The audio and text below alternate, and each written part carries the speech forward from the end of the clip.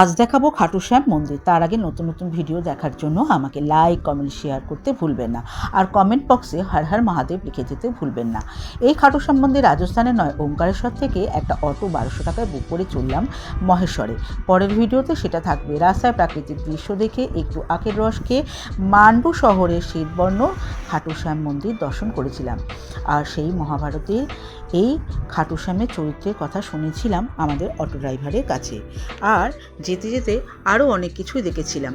আসছি পরের ভিডিওতে আমাদের মাহেশ্বরের যিনি মহারানী ছিলেন তার গল্প নিয়ে। ধন্যবাদ।